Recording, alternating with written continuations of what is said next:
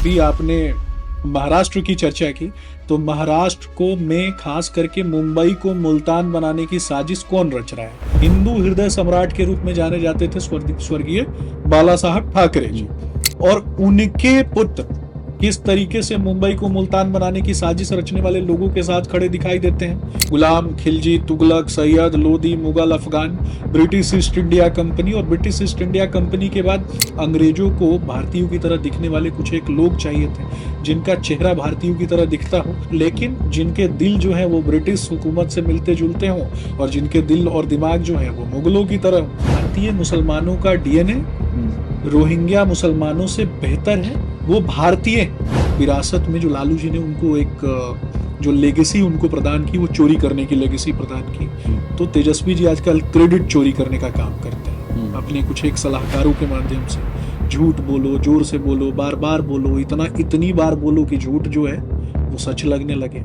ऐसे लोग हैं जो अपने भाई के सगे नहीं हुए, वो दूसरे के सगे हो सकते हैं क्या?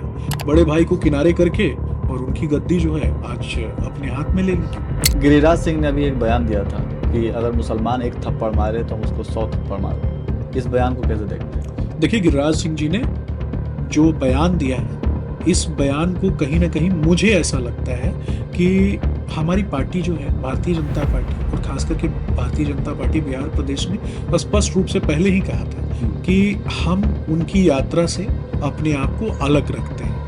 हमारा कोई भी जो ऑफिशियल स्टैंड है वो उनकी यात्रा के साथ नहीं था, परंतु ये उनकी अपनी निजी यात्रा है, उन्होंने स्वयं भी कहा है।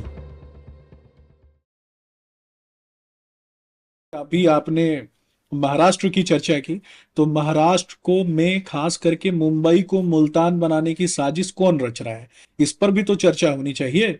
मुंबई को मुल्तान बनाने की कोशिश जिन लोगों ने की, जो आज नई शिवसेना, जो नई पार्टी जिन लोगों ने बनाई है, हिंदू हृदय सम्राट के रूप में जाने जाते थे स्वर्गीय बाला साहब ठाकरे जी, और उनके पुत्र किस तरीके से मुंबई को मुल्तान बनाने की साजिश रचने वाले लोगों के साथ खड़े दिखाई देते हैं, इस पर भी तो बात होनी चाहिए।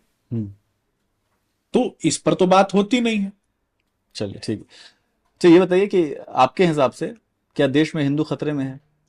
देखिए, क्योंकि आपने बहुत सारे एग्जाम्पल्स अभी दिए हैं कि ऐसा होता है, वैसा होता है, जुलूस पे पत्थरबाजी होती है, और खास करके आपने ये भी जिक्र किया 2014 के बाद। तो क्या इस हिसाब से 2014 के बाद ही खास करके देश में हिंदू खतरे में है? देखिए, मेरा स्पष्ट रूप से मानना है कि असामाजिक तत्वों को सजा मिलनी चाहिए। अच्छा। जो भी किसी भी धार्मिक पूजा पद्धति और खास करके देश का माहौल खराब करने वाले जो लोग हैं, देश में जो माहौल को खराब करना चाहते हैं, धार्मिक उन्माद फैलाना चाहते हैं, ऐसे लोगों को सजा देने का काम उत्तर प्रदेश की सरकार करती है, और देश में भारतीय जनता पार्टी की सरकार करती है, एनडीए की सरकार करती है।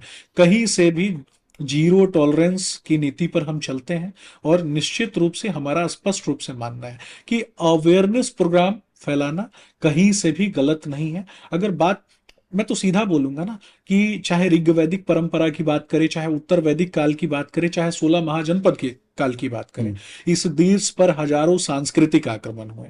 गुलाम, Khilji, Tughlaq, Sayyid, Lodi, Mughal, Afghan, British East India Company, और ब्रिटिश ईस्ट इंडिया कंपनी के बाद अंग्रेजों को भारतीयों की तरह दिखने वाले कुछ एक लोग चाहिए थे, जिनका चेहरा भारतीयों की तरह दिखता हो, लेकिन जिनके दिल जो है वो ब्रिटिश हुकूमत से मिलते जुलते हो, और जिनके दिल और दिमाग जो है वो मुगलों की तरह हो।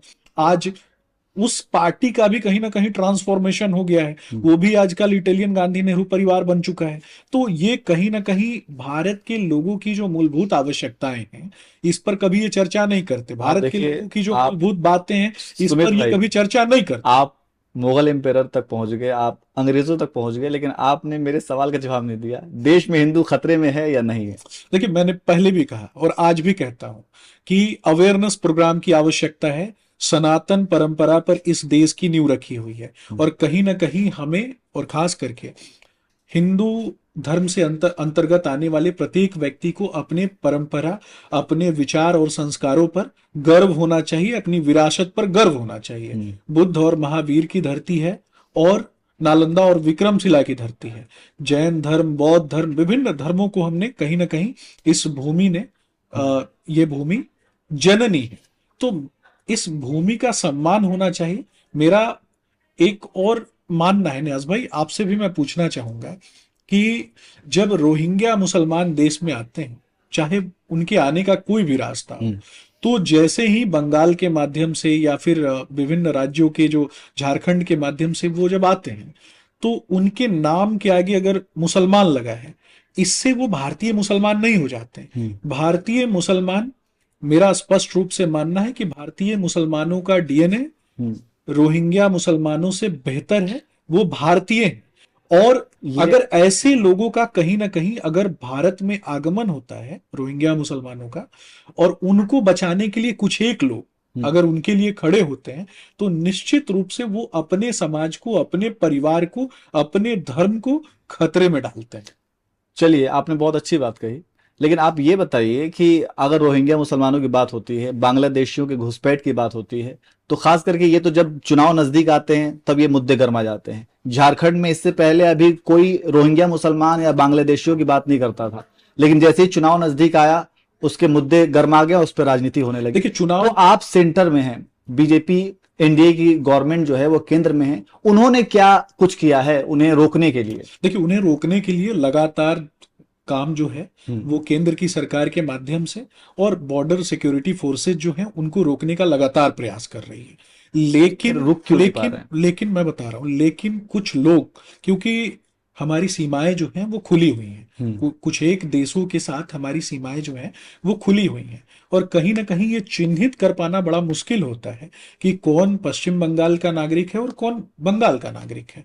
तो इसी दौरान ऐसे लोगों का बंगाल में आगमन होता है, और बंगाल की सरकार सिर्फ अपने वोट बैंक के लिए ऐसे लोगों को पनाह देती है, हम्म। जिसके कारण बंगाल में कभी बलात्कार की घटनाएं नहीं हुआ करती थी, हम्म। लेकिन आज बंगाल में सबसे ज्यादा बलात्कार की घटनाएं होती हैं। हम्म। क्या बिहार में एक कहावत है कि अंधों में काना राजा। हम्म। तो लालू जी को बहुत अच्छे से पता था कि उनके सुपुत्र जो है हम्म। वो, उनका स्टैंडर्ड क्या है, राजनीति करने का स्टैंडर्ड क्या है, हम्म। वो क्या कर सकते हैं।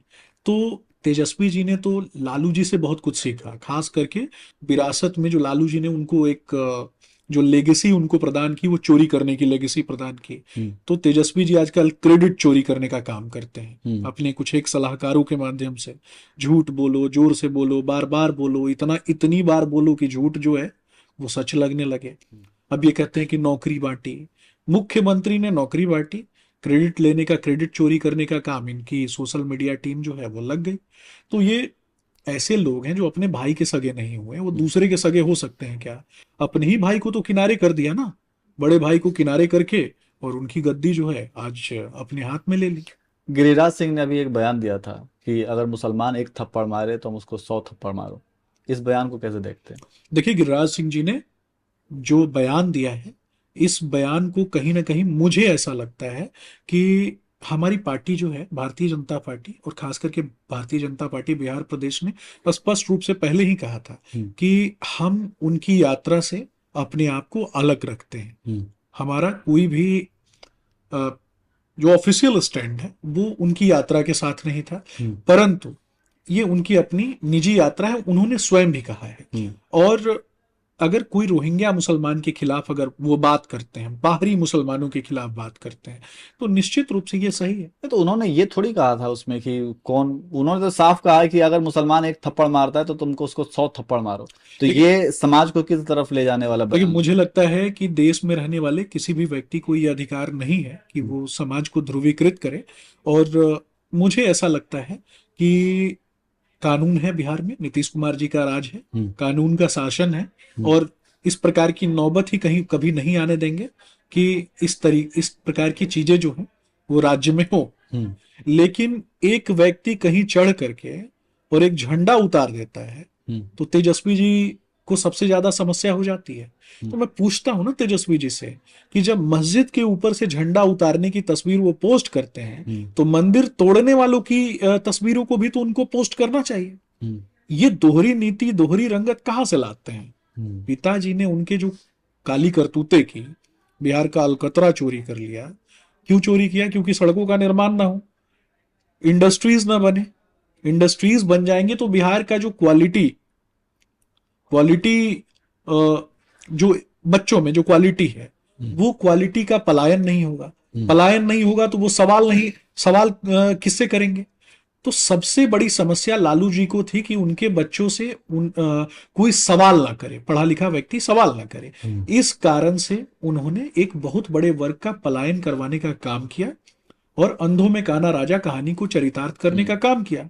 आज मुझे सबसे ज्यादा हंसी आती है और दुख भी होता है कि किस तरीके से तेज प्रताप जी को उनके छोटे भाई ने किनारे लगा दिया। लालू जी के भाई को कोई जानता है क्या? नहीं जानता ना। तो वैसे ही आने वाले समय में तेजस्वी जी के भाई को भी कोई नहीं जानेगा। और ये पूरी की पूरी पार्टी जो है वो 4 ध्रुवों में बटी हुई है। इस पार्टी का मुखिया कौन होगा, ये आने वाले समय में मैं आपके चैनल के माध्यम से बोलता हूं। सिंगापुर वाली दीदी होंगी कि पाटलिपुत्र वाली दीदी होंगी, कि तेजस्वी जी होंगे कि तेज प्रताप जी होंगे। आपके चैनल के पॉडकास्ट में भी मैंने देखा था कि किस प्रकार से तेज प्रताप जी दुखी दिखाई दे रहे थे, किस प्रकार से कुछ प्रश्नों पे वो असहज दिखाई दे रहे थे।